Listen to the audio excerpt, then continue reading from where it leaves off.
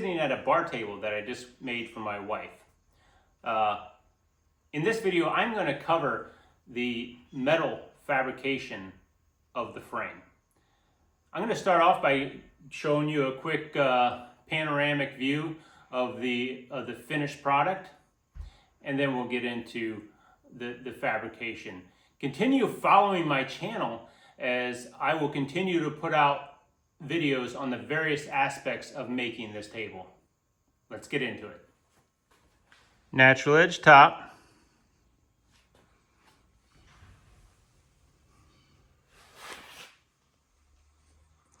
As you see, the top is sitting on standoffs, and that's because the underside of the table is much narrower than the top. All the way down at the bottom, you will see a steel piece that is welded from one side of the frame to the other. That's the only piece that connects the two sides. Right now I have bolts leveling up the feet. I'm going to buy some leveling feet. And there you can see why it is on standoffs. And the other end actually illustrates it better.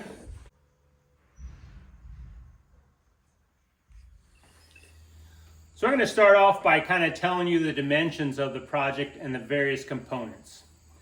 So the overall height with the top of mine is 39 inches, and that is a rough dimension since I do have or will have some leveling feet on it.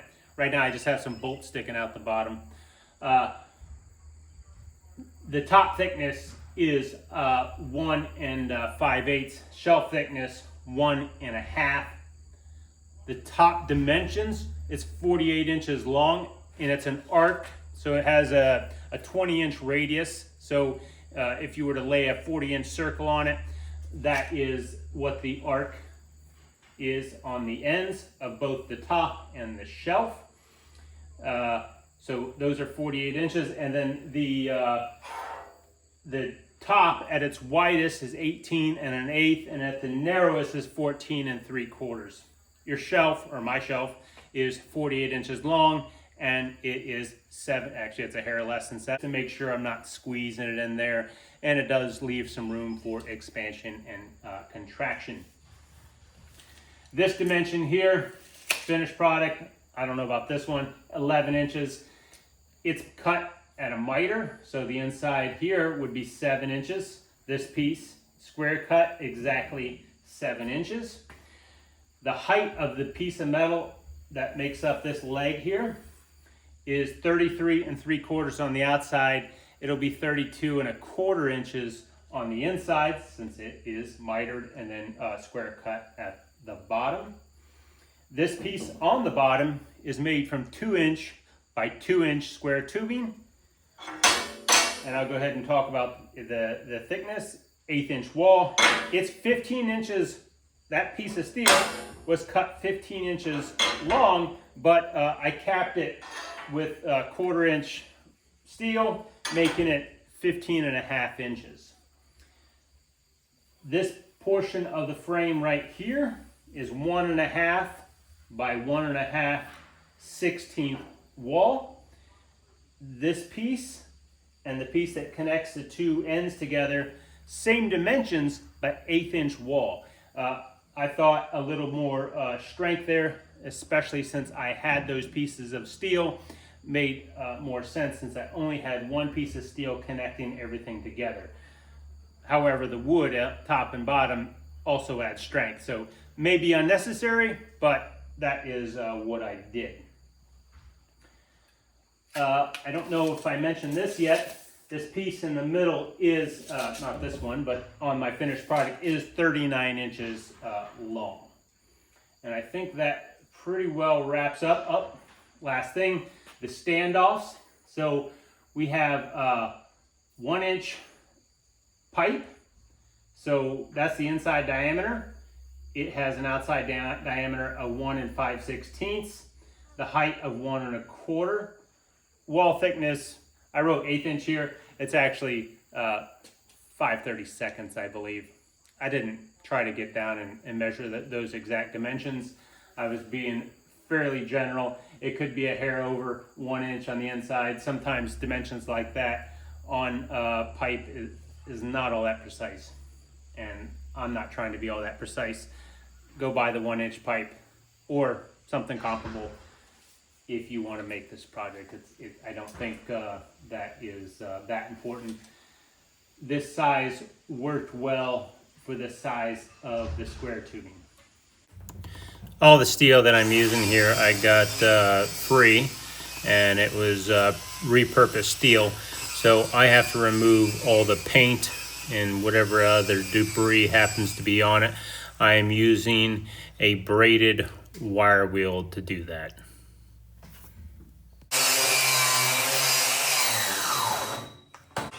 I am using a cold cut saw with a carbide tooth blade that is made for cutting steel to make all of the cuts. An abrasive cutoff saw is a much more affordable option should you want to do this job more cheaply. A horizontal bandsaw would work. I have used a bandsaw, a handheld bandsaw that was mounted to a tabletop. And you could even do this with an angle grinder and then fine tune your angles with a belt disc sander.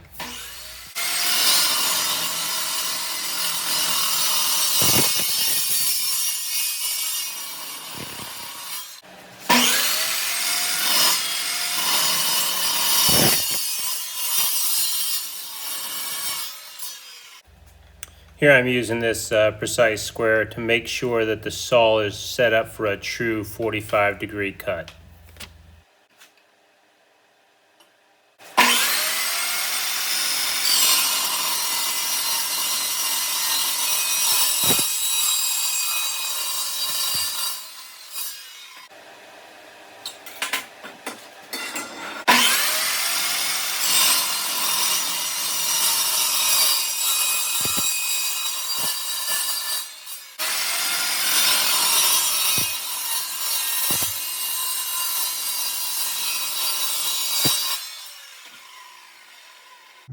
For my leg height, I've created a stop so that I can make repetitive cuts the same size.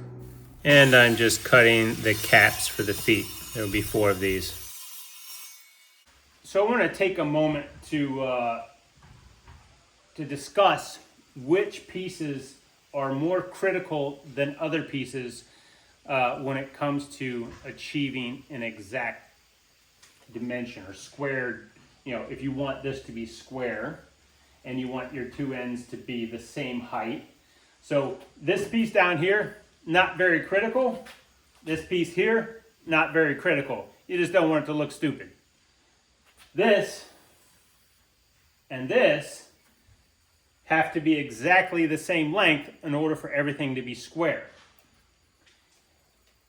And then the inside and the length of this have to be the exact same size. So those are these 2 pieces, and then in all reality, all 4 pieces. And then these 2 pieces, of course all 4, are the most important. And I would say the 2 pieces across from one another, so the 2 pieces that make up this side of the leg, it's more important that they be the same than that the other side. If you're going to be a hair off on the other side because of the span. If you're a 32nd off, it doesn't tilt your table much.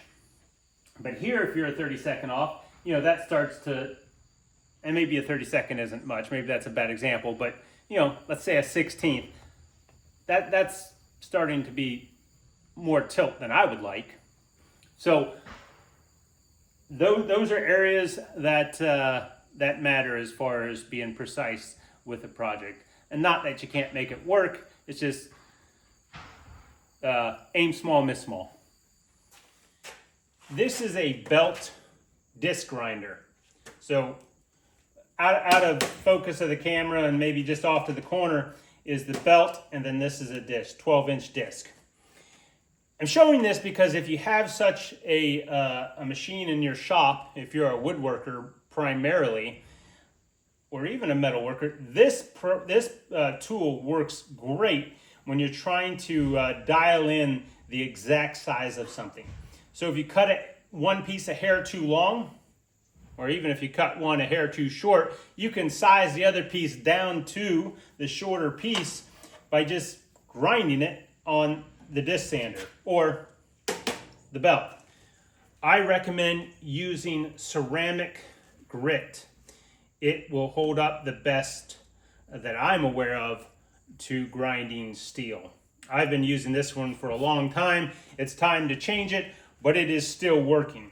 You can, and then using a miter gauge to hold it at the proper angle. And do take the time to set your table to be perfectly square, and to set your miter gauge at whatever angle you're working at to be perfectly at that angle, so that you are in fact fine-tuning it and not getting it out of whack. And you know, this can be used at 90 degrees as well. On a secondary note, if you don't have tools that will cut at 45 degrees, say you're using an angle grinder to cut your steel, this tool will work great for fine-tuning your cuts. So get it real close, maybe a hair long, and then grind it to that finished length and precise angle.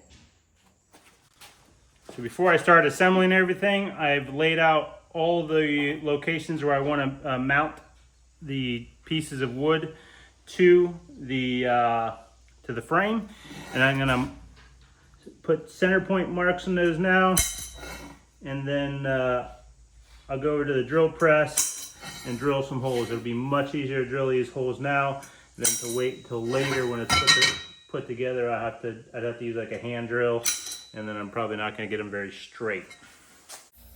The first tool I was using was a spring-loaded center punch. This is a manual punch just to get the dimple a little deeper. You can jump right to this tool if you prefer. So the holes that I made in the frame, there are one here, one here. Position those far enough apart that you can get a screw in there comfortably, so not too close to the end. And then I placed 4 across the center. The 4 across the center is probably excessive. I would probably get away easily with putting, say, one there and one there, especially since I was screwing into 1.5 shelf. And then up here, 1 for each standoff, so a total of 4. All these holes are 1/2-inch holes, centered, so each standoff was positioned just inside this upright, so right there, so centered on the standoff, centered on the standoff. This is a spring-loaded center punch, so all you do is push it in.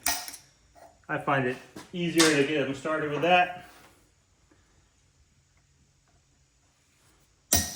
Probably just a me thing. Ultimately, I'm going to drill a 1/2-inch hole, but my friend Tom the welder suggested to me that I start with a smaller bit and then work up to a 1/2 inch. I'm probably not going to step it as much as he would recommend because the exact location of the hole is not crucial. I'm using a 1/2-inch hole because I'm going to be screwing a piece of wood to this, and wood expands and contracts at a much different rate than steel, and we don't want the wood top to crack. I am not clamping this piece down and putting a pair of vice grips on it to give myself a firmer grip.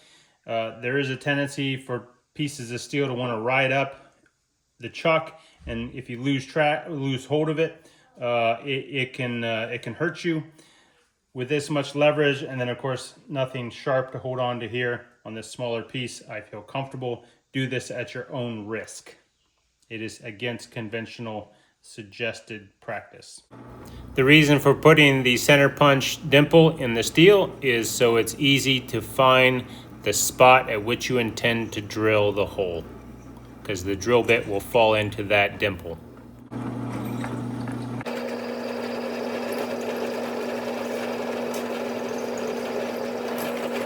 Longer piece of steel, no need for vice grips. So now we've got a 1/2-inch bit on there. I'm gonna enlarge the holes. Before you start drilling holes, make sure that the surface you are resting your workpiece on is completely perpendicular to the bit. Also make sure to clear all debris after each hole drilled for the same reason. You may see me fiddling with the handle. That's just because I'm trying to keep my hand out of the video. All right, so I've got everything clamped up. This is one side of the vertical upright for the table. The foot right here is not on yet. In fact, those are over there because I'll be welding caps on the end of each of those. I don't want to see a hollow piece of tube. So those are set up to tack in place. So I'm going to go around, tack this all up. And once I have tacked it up, I will weld it all together. I'm using a ESAB Rebel 285. I'm using shielding gas, MIG weld. We tack everything together because welding creates extreme heat. If you were just to start welding this together without tacking it, the joint will be pushed apart by the expansion of the steel. You will notice as well that I am tacking in opposite corners. This is done for the same reason. I am only tacking 3 corners because I will start the welding process in the untacked corner. Sorry for the microphone interference. I'm wearing Shocks earbuds and the welding is causing interference with those. I'm now tacking the cap onto the foot of the table.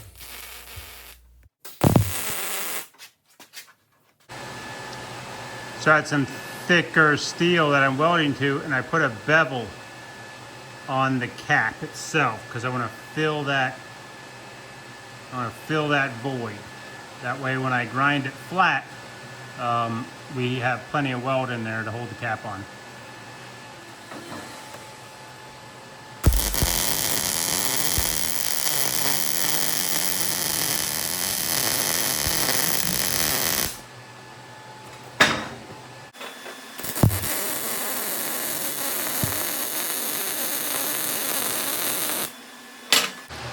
So I am going to take all of the spatter off the table before setting up for my next weld.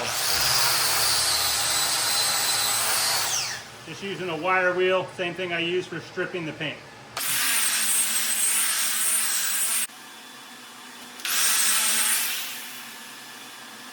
For starters, I am going to use the edge of the table as somewhat of a square. It is not perfect, but it's a good starting point. Here I'm just double checking to make sure that my pieces are sized correctly. I spent about 16 minutes setting up to tack weld this side of the frame together. I cut out most of it because I think I would lose most people. I tried to leave enough of the footage to give you an idea of what is required. If you don't want your frame to be janky, don't take shortcuts here. If you need to tweak the size of a component, do so.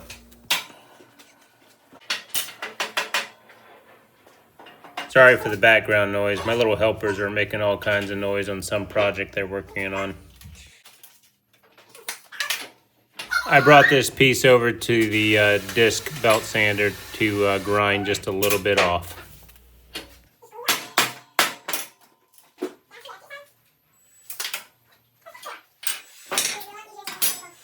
Here I just repeat the tack weld process that I already showed you. You may notice here that I am tack welding for starters, and that's simply because I decided to start in an opposite corner than originally planned, and I want the area that I finish at to be already tack welded so the joint does not spread.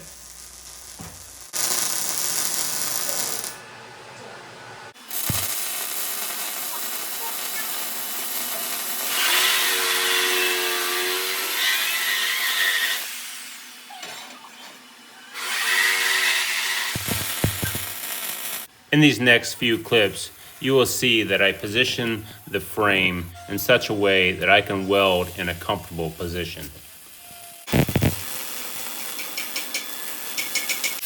Here I am grinding the foot cap weld flush with the foot for a seamless look. using a 60 grit ceramic grinding bit. Tom the welder says 50 grit is optimal, but my supplier only had 60 grit in ceramic when I purchased these discs. Ceramic is the best in my opinion. And all the face welds on the primary frame, we're going to go ahead and grind those flush as well.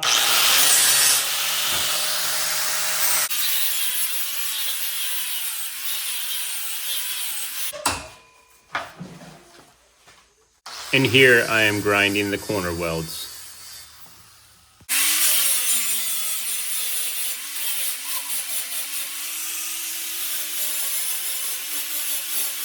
So this piece of steel is 1.5 inches. This is 2 inch. So I got a piece of 1/4 inch shim under there, clamped it together, 1/4 inch back there too, so that it's laying parallel. I'm gonna go ahead and tack it together. Even gaps here.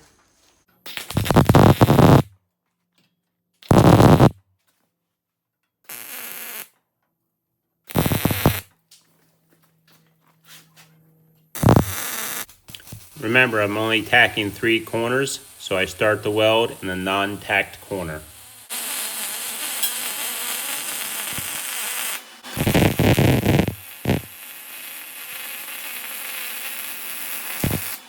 Here I'm ready to assemble the sides of the frame. Both are firmly clamped to the table. The wood is simply being used for spacing to more quickly set each side parallel to one another. It will be removed before I weld. Here I'm holding this steel together by clamping a scrap piece of 1/4 inch steel to each side of the joint. Again, I'm going to start off by tack welding the 2 sides together.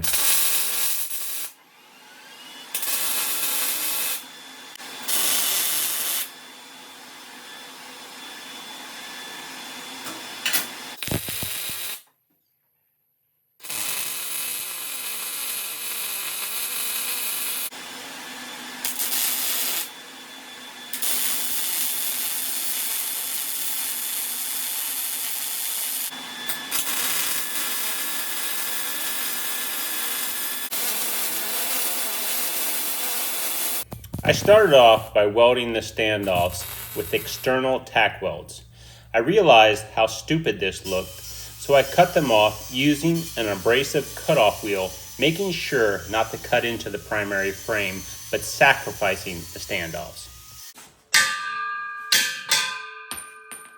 Now I'm just going to remove any excess weld with a grinding disc. The grinding disc left fairly heavy scratches, and I don't want those on the finished product. So to remove those, I'm using this to remove those scratches. In fact, I've used these pads anywhere I did any face grinding on the frame just to get rid of the bulk of those heavy scratches. Using a stick welder with my ESAB Rebel EMP 285 to weld inside. I really can't get inside with the MIG welder, so the stick welder is the answer here.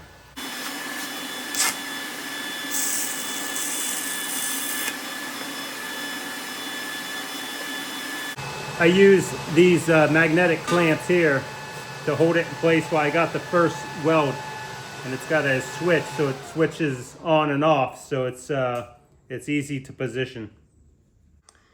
There, I think that looks 100% better. Much better presentation. Very clean. You can see here that I ground this weld. I will include in the description a link to a video I did just on grinding that weld. Thanks for watching today's video. If you enjoyed, please like and subscribe. I hope to catch you on the next one.